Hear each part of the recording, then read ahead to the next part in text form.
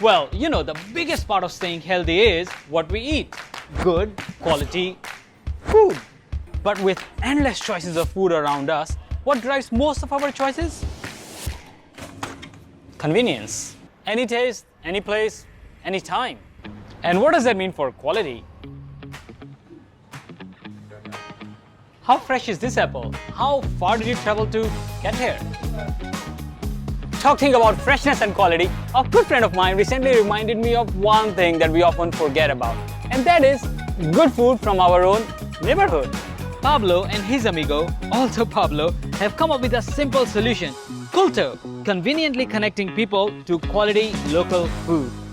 Kuto, it's very simple to understand. It's a platform where consumers can discover local organic producers and buy the produce directly. Kuto, you have two sides that really benefit. One side is the farmer, the other side is the consumer. From the consumer side, well, we see consumers today that they really want to take care of their health. They don't know where they're coming from. But with platforms like Kuto, you now have that transparency where the products are coming from, who grows them, and the techniques that they use. The farmer, well, we give them customer acquisition, we bring them a new channel of customers, and we take care of the delivery. So why do we need to know where our food is coming from? Another important part of these customers is the environmental impact. Of course, it's very different to see if your product comes from a monoculture where it's grown by using pesticides and other chemicals, and also it comes from the other part of the world. It's very different that to knowing, I know this person like 30 miles from me, it's growing this. I know it's sustainable, it's seasonable. I believe that society is more and more going towards that information because it cares a lot about the impact of their actions. Remember that apple? Pablo reminded me that quality is less about how the food looks, but more about how it's grown. So we say in Spain that going back to the way our grandparents ate, right? Because of the flavors. For the past decades, we have lost that because of monocultures, big multinationals that provide almost all the seeds to farmers in conventional farming. So going back to organic agriculture means using very specific seeds that are traditional, and also it's going back to the techniques that they use. By the way, do you ever wonder who grows your food?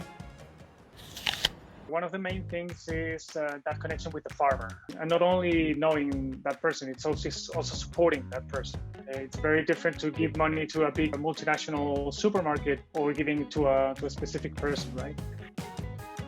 And who are these farmers? We work with small farmers in terms of their acres. We're talking about 2 to 5 acres cropland. They're like young farmers. We can have an age range. They're in their 30s to their 50s. You can see farmers that are very technical or technological. They use tech products. And Kuto is a great example of how simple tech is helping farmers to do what they do best. The main problem was the commercialization part. They struggle to find customers, to communicate with customers, to then deliver the products to them. And that was spending like almost 50% of the time in the week doing that. With Proyecto Kuto, they just focus on the crops, on growing the products. Many of them, they also have more land that they could fill, but they didn't have the time. So now they're starting to do so. I would like to help farmers. What can I do? First, you have to have motivation yourself. That's something that nobody can do for you. You have this mindset of, okay, I'm gonna go through this change. Just try to find those websites that give you that connection with the local production. Well, you don't have to be in Spain to eat well. Wherever you are and with a little motivation, it's time to be food smart. So let's support local producers, protect the environment, and know what we are eating. So, what's for dinner?